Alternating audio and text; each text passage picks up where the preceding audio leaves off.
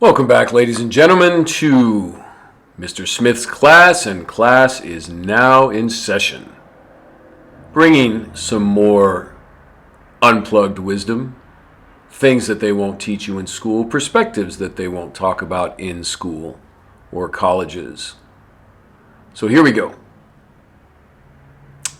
This is, if you see the guy on the screen, I believe his name is Dr. Nate Favini, I believe, and he's the medical lead for this new medical group called Go Forward, right? A group of doctors, technicians, I'm assuming nurses as well, and they claim to do healthcare differently, right? And if I recall correctly, they charge, if I looked into it a little bit, they charge about $100 to $150 a month for a single person, and that takes care of, all doctor visits, 24/7. You can call them 24/7 and all that. And it sounds like a pretty good deal. But we're going to look at this, and I titled this Preventive Healthcare is a Scam. And I will show you why. And one more thing before we get started. Whatever happened to Obama's Affordable Care Act? I thought we were supposed to not have to really pay for medical care anymore because our taxes would take care of it. And we would be like Canada or whatever. But that's not the case. So that whole thing became an abomination, that Affordable Care Act, didn't it? Anyway, let's get started, shall we? Let's listen to Nate Favini for a little bit here. Excited to be giving you a tour of our location. The first thing you're going to notice about the location is that there's no waiting room. That's because there's no waiting here at Forward. You come right in and see your doctor. But what happens if the doctor's delayed because he has to deal with a patient and it takes longer than expected? We'll see how long this no waiting for your doctor is going to last with Go Forward. That just seems completely unrealistic because doctors obviously deal with people and medical issues, and you just can't, end the meeting with the patient on time all the time. So I don't know how that's going to work, but okay. Well, moving on. And access to your doctor is really important to us. So it's as simple as checking in on an iPad and then coming over to what we call our body scanner. Now, the body scanner is a device that we've actually designed in-house to capture a bunch of really important biometric information about your body so that your doctor has that information and can start building plans that are customized to you. There are a number of high-resolution sensors built into the body scanner here that capture this information about you. So, for example, right now it's taking my temperature simply by having me look at the screen. And then it's going to ask me to go ahead and put my left hand into the body scanner here. And it's going to start gathering important information about the performance of my cardiovascular system. So first it's evaluating my heart, and then it's going to use what's called red light spectroscopy to evaluate the oxygenation level in my blood. This tells us how well my lungs are performing in taking oxygen from the air and passing it over to my bloodstream.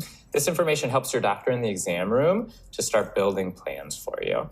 Now I'm going to take my hands out and put them by my side. It's capturing my weight as well as some additional information about my body right now. Okay, let's talk about this body scanner that he's got right there.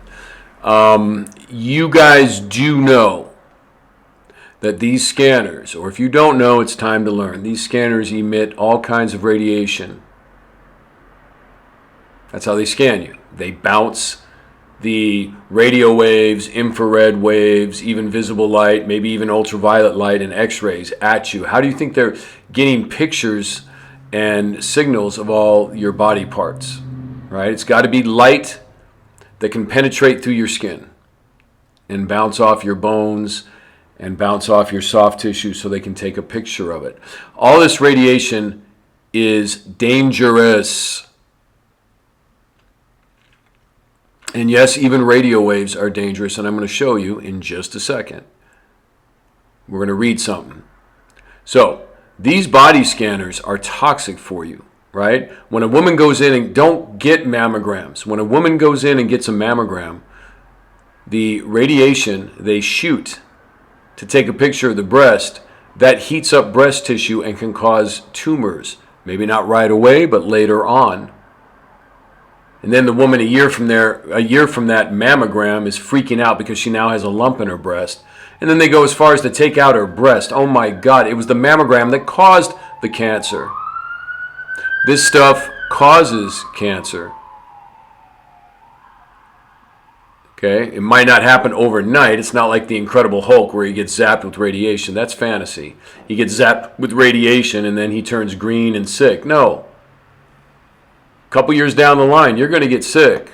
Where do you think a lot of this cancer comes from? And hospitals have tons of top-level equipment like this where they shoot radiation all over the place. The MRIs, CAT scans, heart monitors.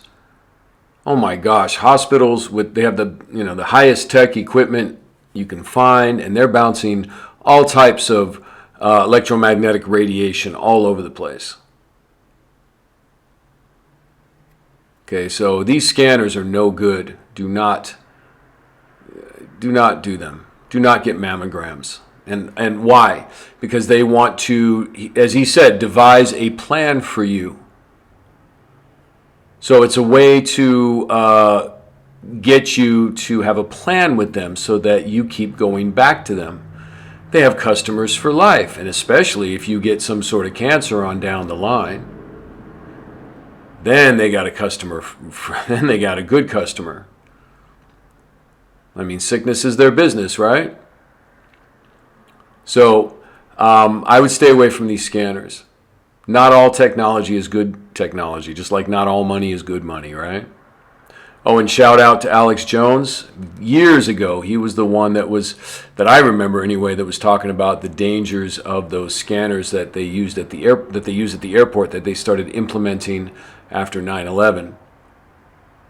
And you can opt out of those, by the way, if you didn't know that. You know, you might have to get searched by a person, but you don't get zapped with that radiation.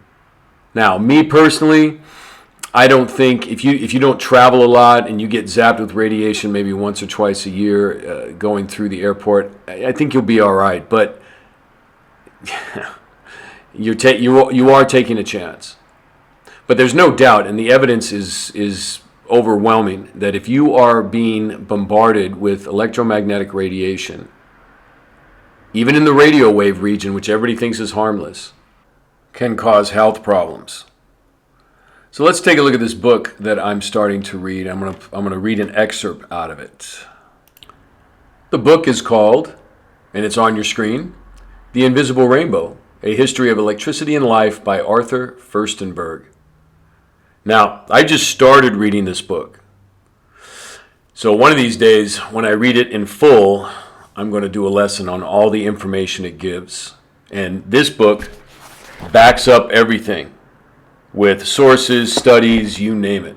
It doesn't mess around. Okay? This guy's not just talking out of his ass, if you know what I mean. Okay? So, but one of these days, after I read it in full, we'll get into all the information in this book, but I just want to read an excerpt, right? And this is the 13th chapter, called Cancer and the Starvation of Life. Oh, and by the way, before I begin, the invisible rainbow stands for light that we cannot see, right? Like radio waves and ultraviolet waves, just making sure we're on the same page here. So that's what this book is all about. It's all about all the electromagnetic radiation that's being produced, and it goes back to the history of it, back to the 1700s. And they knew even back then that electricity and electromagnetic radiation caused health problems. All right, so let me read the excerpt. It's chapter 13, Cancer and the Starvation of Life. Here we go. On February 14th, 2011, Italy's Supreme Court upheld the criminal conviction of Cardinal Roberto Tucci, former president of Vatican Radio's Management Committee, for creating a public nuisance by polluting the environment with radio waves. The Vatican's broadcast to the world, transmitted in 40 languages, emanate from 58 powerful radio towers, occupying over 1,000 acres of land surrounded by suburban communities. And for decades, residents in those communities have been screaming that the transmissions were destroying their health as well as causing an epidemic of childhood leukemia. At the request of the public prosecutor's office in Rome, which was considering bringing charges against the Vatican for negligent homicide, Judge Zaira Secchi ordered an official investigation by the National Cancer Institute of Milan. The results, released November 13, 2010, were shocking. Between 1997 and 2003, children aged 1 to 14 who lived between 6 and 12 kilometers from Vatican Radio's antenna farm, that's about 4 to 6 miles, developed leukemia, lymphoma, and myeloma at 8 times the rate of children who lived farther away. And adults who lived between 6 and 12 kilometers from the antenna died of leukemia at almost 7 times the rate of adults who lived farther away. Enough said. Okay, I'm not going to read the whole thing, but this book just keeps going. Okay? So, radio waves are not harmless. Okay? Depends on how powerful. I would stop putting your phone next to your head. Right? Use the speakerphone as much as possible. Just a suggestion. Anyway, and definitely don't stick your body in a scanner if you can help it at a hospital. And that includes MRIs. You know, it's going to make you, you're going to pay for it later on down the line. If you do it a lot, that is. And even if you don't do a lot, it's like smoking. If you smoke a lot, you're probably going to have a greater chance of having health problems if you smoke a little. But even if you smoke a little, it's not good for you. All right, so let's get back to our go forward medical commercial. And this all goes straight to the exam room where you can review it together with your doctor. Let me show you what one of the exam rooms looks like. These are really different than your typical exam room in a doctor's office. Is it really that different than a typical doctor's office? You know, they got rid of a lot of the white, and the furniture seems a little bit more modern, a little bit more minimalist. But is it really that different? Just saying. And the first thing you're going to notice as you come into the room here is the giant touchscreen monitor on the wall. This is obviously really different than having the doctor over in this corner typing on the computer where you can't see what they're doing. Instead, all of this information is here for you and your doctor to look at together. They can tell you what's in range, what's out of range, and you get to talk about it together so you have complete and total transparency into what's happening with your health. Okay, I'll give him props for that one. Right? It is nice to see everything on a screen instead of having a doctor type on a computer and you can't see what the heck he or she is doing. But as the patient, and you really should think of yourself as a customer or / client rather than a patient.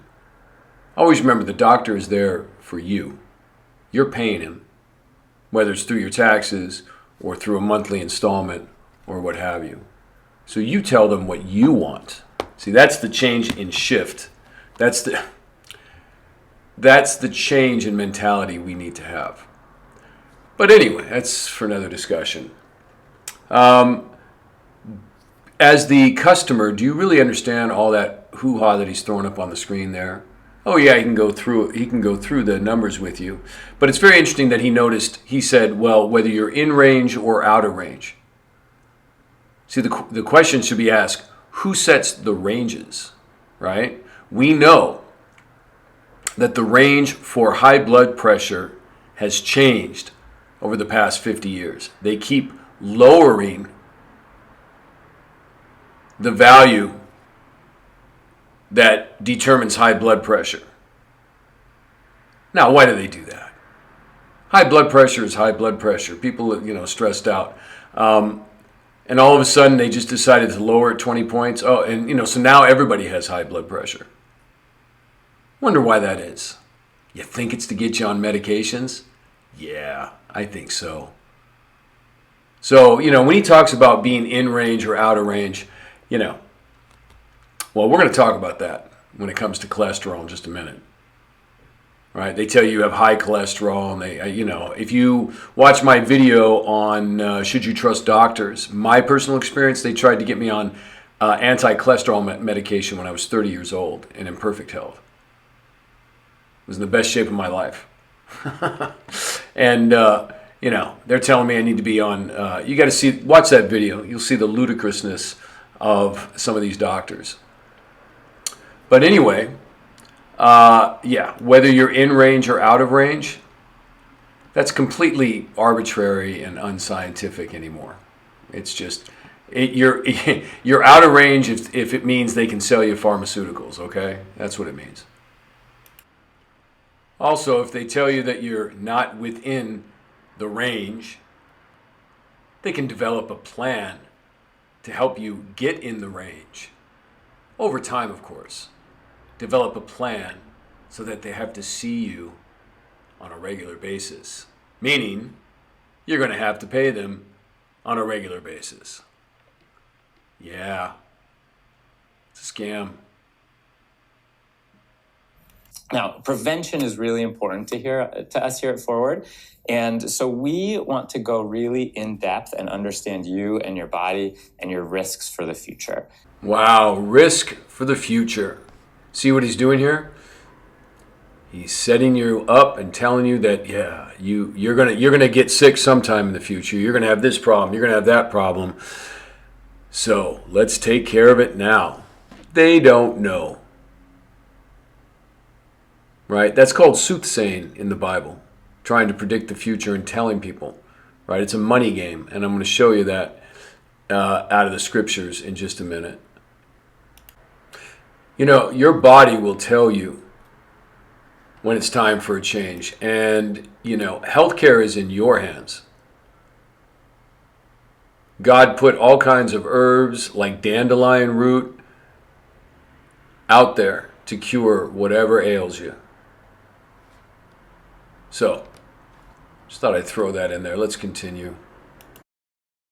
That starts with what we call the baseline visit. It's a really in-depth visit where you actually spend 60 minutes here with us, and we learn a ton about you from talking to you and understanding your health, and also from collecting this data and information about you. That starts with the body scanner, but it continues here in the exam room, where we start by drawing your blood. And we actually use... You're actually not supposed to let anybody draw your blood. Your personality, your soul is in the blood.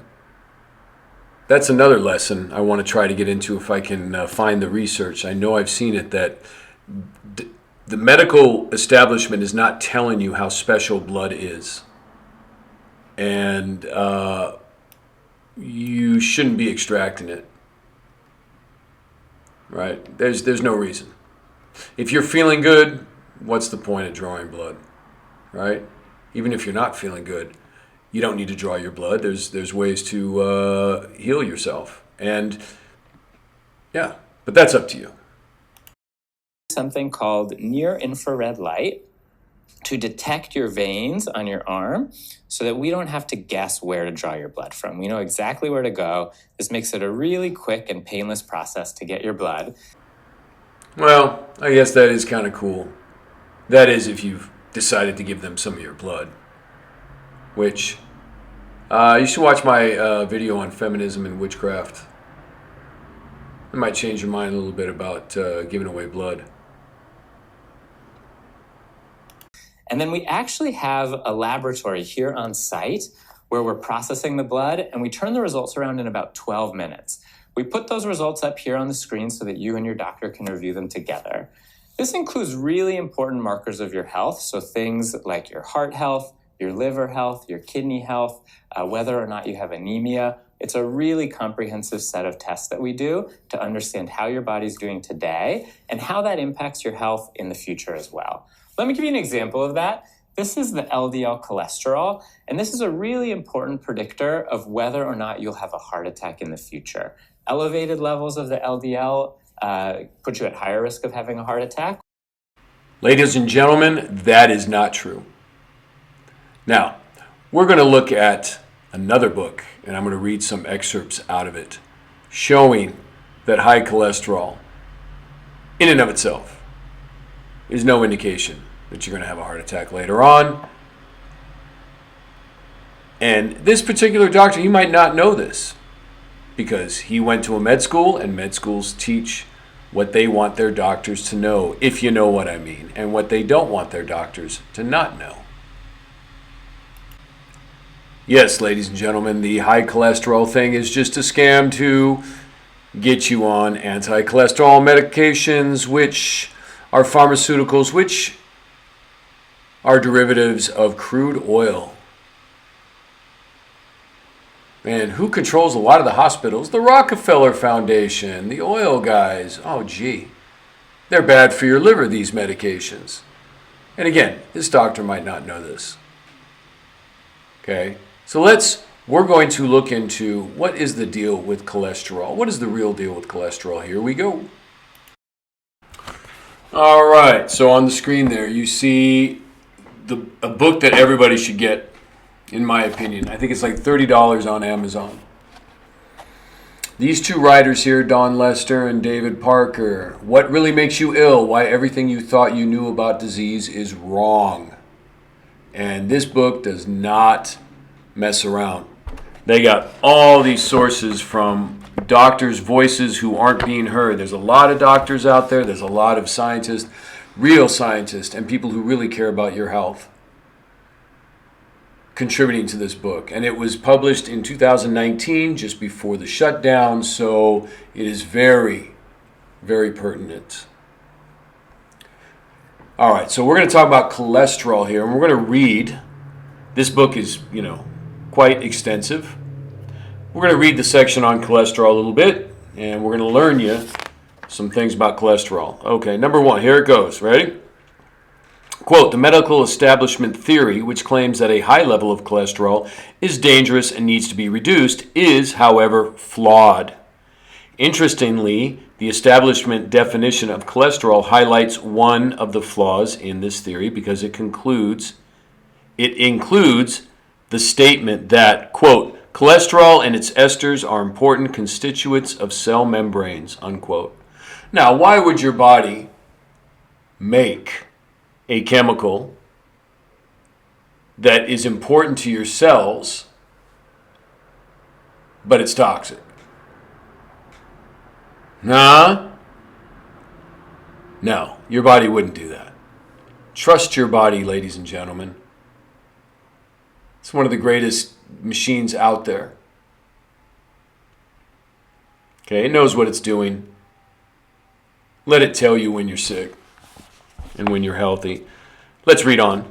Despite the plethora of recommendations by the medical establishment that people should lower their intake of cholesterol, the total level of cholesterol within the body is not regulated by dietary intake. In other words, the foods that you eat don't really affect cholesterol. Not that much, anyway. The overwhelming proportion, approximately 85% of the body's requirement for cholesterol, is produced by the liver. It is only the remaining 50%, approximately, that is obtained through the diet. Here's another quote.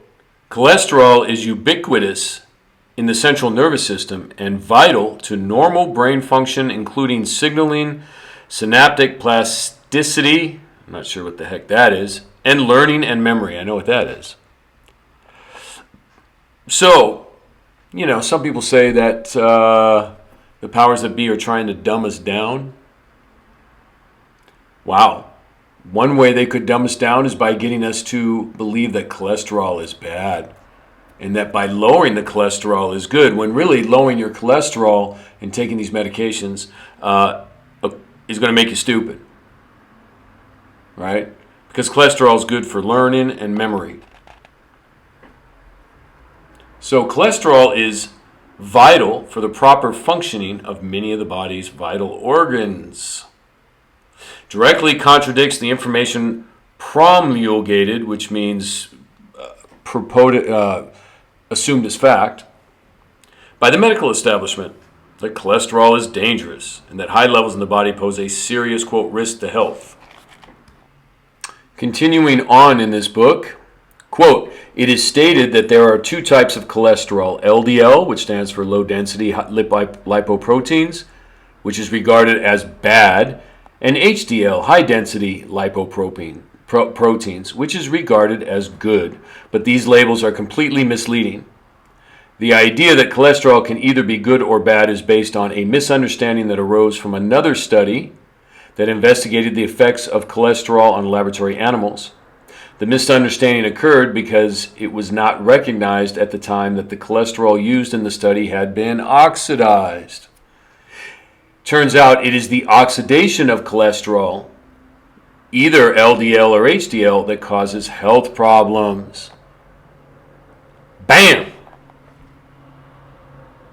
Then it says later on, the reason LDL cholesterol is considered bad is that it is much easier to oxidize than HDL cholesterol. But oxidized HDL cholesterol is just as dangerous as oxidized LDL cholesterol. So it's when your cholesterol, either LDL or HDL, gets oxidized. In other words, it's damaged. So it's when your cholesterol gets damaged is when it and then it doesn't work properly, like any other part of your body. But cholesterol in and of itself is, your body needs it and is beneficial. And by the way, what is oxidized? That means the tissues, the molecules, the atoms lose electrons. And the electrons, and then it creates free radicals, which means the electrons are not paired up. And when electrons are not paired up, they're unstable. So the whole molecule, therefore, the cholesterol is all unstable. And it starts to do wacky things. So that's why, that's a deep level there, but that's why. So it's the damage, essentially we're talking about it's the damage to the cholesterol that causes the problem, not cholesterol. All right, so a real quick question, right? What does damage cholesterol? Well, this book has a lot of the answers to that. I'll just give you one. Refined sugar. So excessive refined sugar can cause damage and oxidation to your cholesterol. And there are other toxins out there, right? But I'll be here for hours getting into that.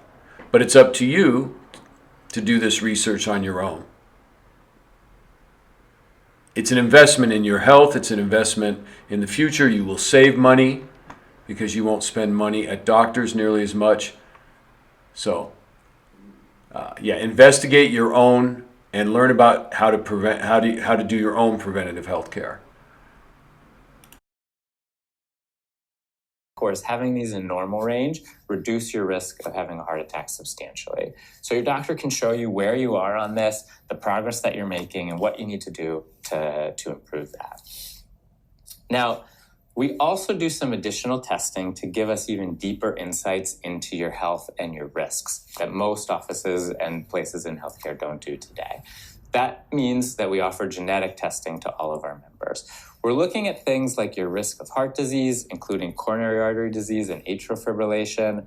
We're looking at your likelihood of having diabetes in the future. We're even evaluating your risk for certain cancers. Okay. There are no genetic diseases. There are no hereditary diseases. That's a big lie. Okay? This book also goes into that and shuts down that nonsense. But we'll be here all night. Maybe I'll do a separate lesson on the fallacy of genetic diseases. So when they test your DNA and your genes and do genetic tests, that's all a bunch of hoo-ha. Which allows us to make a plan to address those and either prevent them from happening altogether or to catch them earlier and address them in a more proactive way. And there you have it, folks. They're going to, this genetic testing is a way to tell you that you're going to have problems in the future, and then you got to rely on these guys for the rest of your life to take care of those problems, or at least manage them so they're not so bad. It's all a scam. And while I got it frozen here, the video, let's talk about diabetes for a second. Okay, let's read about diabetes in this What Really Makes You Ill book. Okay, it says the reference in the World Health Organization fact sheet to, quote, overweight as a major factor in diabetes is misleading. Diabetes does not arise as a direct result of excess weight per se. It occurs as the result of the type of food consumed, amongst other factors. A diet that is mainly comprised of processed food products and drinks that contain substantial amounts of toxic food additives, especially refined sugar, will disrupt many of the normal functions of the body. The World Health Organization does recognize that diet plays a role in diabetes, as indicated by the fact sheet that states, quote, healthy diet, regular physical activity, maintaining a normal body weight, and avoiding tobacco use are ways to prevent or delay the onset of type 2 diabetes. The fact sheet also recommends the avoidance of sugar, but fails to differentiate between the different types of sugars. Okay, the role of refined sugar in diabetes is significant as it affects the body's ability to regulate blood sugar levels, which is the main symptom experienced by people with diabetes. So it's not genetic at all. It's what you're eating, especially all the Coke and Pepsi. And do you know how much refined sugar's in that stuff? And you wonder why you have health problems. Stop it. A little bit of refined sugar to make a cake or something every now and then, that's different. I work with a guy that drinks Coca-Cola. He's addicted to that stuff, and it has so much refined sugar in it. And he don't look so good. And I know he's on like some sort of medication. And he doesn't even realize that if he just got off the refined sugar and changed his diet, he could get away from all that stuff. It's amazing to me. This is all sorcery. This whole genetic thing, yeah, genetics and diabetes. What a bunch of hoo-ha. And why are kids in poor neighborhoods getting diabetes? Because it's what they're eating. You can't eat McDonald's, you guys. That stuff's toxic. And all the food preservatives, the bread that's on the shelf at the market that can sit there for 3 months and not go bad, there's toxins in that bread. If the bacteria won't eat it, you shouldn't be eating it. Oh my gosh. This guy here, this doctor here, he's talking about genetic testing and stuff. Right? And they're trying to tell you your future. Oh, you might have a heart attack in the future. You might have, it's fear. And nothing new under the sun. This was going on in biblical times. I'm going to bring out a scripture that says that. They used to call it soothsaying. That's when you try to, predict the future or, prophesy. That's what this doctor is doing. He's soothsaying when they take your test. You're not supposed to be doing that stuff. Okay? And you notice this guy's kind of feminine. I'm not saying he's gay or nothing. I don't care about that. It's just, you gotta watch out for these feminized guys. These feminized men. Right? They're not, I don't think I'm telling you, man, they're not the most moral guys. Anyway, just saying. So prevention isn't a one-time thing. Your baseline visit is the start of that. But it takes an ongoing plan with you and your doctor to really be preventive and proactive. So that means that all of the labs that we do at the baseline visit are included in the membership, and you can come in and have them done as often as you and your doctor decide they need to be done. We also make comprehensive care plans for all of our members that detail what we're doing going forward to address things that might be an issue that's going on today, like back pain, or to be preventing things that we're concerned about in the future, like heart disease. Now, all of this information is in the Forward app on your phone, which you have access to after your visit. So you can review your plans and all of your data there with you wherever you are. Oh my God, they've got an app? Sign me up. It's got an app. I'm there. I'm gonna do it.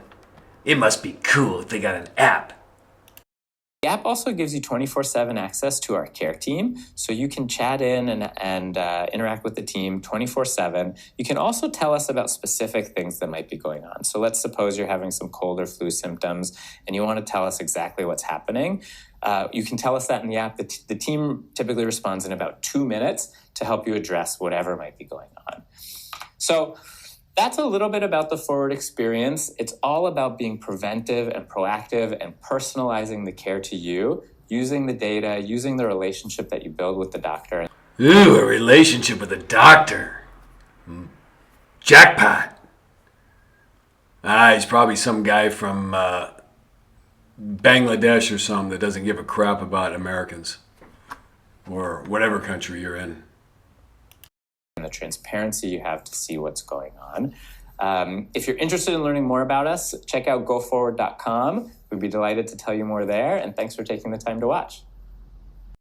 Okay, I promised I would read this scripture to show you that nothing new under the sun. This type of sorcery, medical sorcery, was going on in biblical times. This is the book of Acts, chapter 16, and we'll start with verse 16, so Acts 16 and 16. And it came to pass, as we went to prayer, a certain damsel possessed with a spirit of divination met us, which brought her masters much gain by soothsaying. That's like what nurses do when they work for doctors, and they tell you that you have the propensity to have a heart attack because you have the genes. Okay, that's soothsaying when they try to predict the future. And her masters, meaning her employers, were making money off this soothsaying.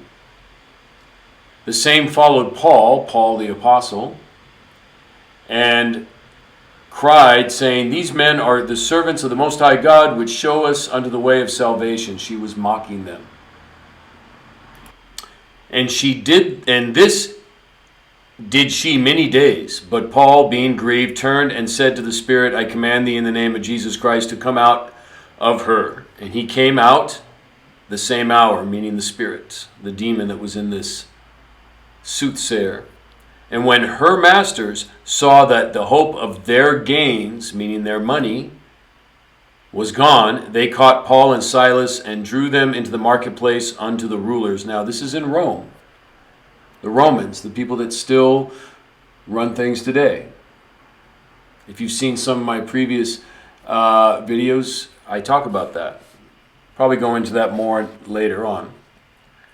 And brought them to the magistrate, saying, These men, being Jews, and they're talking about the apostle Paul and Silas, do exceedingly trouble our city. In other words, they're saying, these guys are ruining our gig, our businesses, and teach customs which are not lawful for us to receive, neither to observe, being Romans.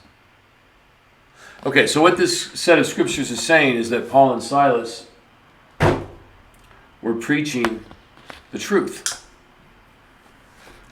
And it was ruining these people's gig, their business, their money making. They were making money by lying. Whoops, got cut off there. Yeah, they were these masters, which means employers. Not like slave masters, they were employers. These employers of this soothsaying woman were making money off her predictions of the future, her lies, telling people, okay, let's apply it today. This they do genetic tests, they do blood tests, and they tell you, you might have a heart attack someday. You better stick with us and pay us $100 a month for the rest of your life. But the apostles Paul and Silas were preaching the truth. And so it was ruining these people's business. So this type of stuff was going on in biblical times. Now, there is a scripture in the Apocrypha part of the Bible that says, let's read that, okay? Am I just hating on doctors constantly? Doctors are no good. Not necessarily. Let me read this scripture real quick, and then, man, it's getting late. All right, let's read the book of Sirach, chapter 38 and 1. It says, "Honor a physician with the honor due unto him, for the uses which ye may have of him, for the Lord hath created him. For of the Most High cometh healing, and he shall receive honor of the king." So what it's saying here is that give honor to a physician, but that physician should be a physician of the Most High God. Okay? And it says, give honor due unto him for the uses which ye may have of him. In other words, you go see a doctor and you say to the doctor, "I got an ache in my ass bone. What herb do you got for that?" That's what this is talking about. And then you pay him a few shekels to give you the right herb. Okay? So, I think we need to start rethinking healthcare, and medical care. And, doctors, this whole preventative healthcare is such a scam. If you're not feeling good and you trust the doctor, tell them why you're not feeling good. And if they're trustworthy, they'll give you the right way to get better. All right. Well, this is Mr. Smith. It's been a long one. Thanks for staying around. Your humble servant. And we'll see you next time. Please like and subscribe. It's definitely worth it.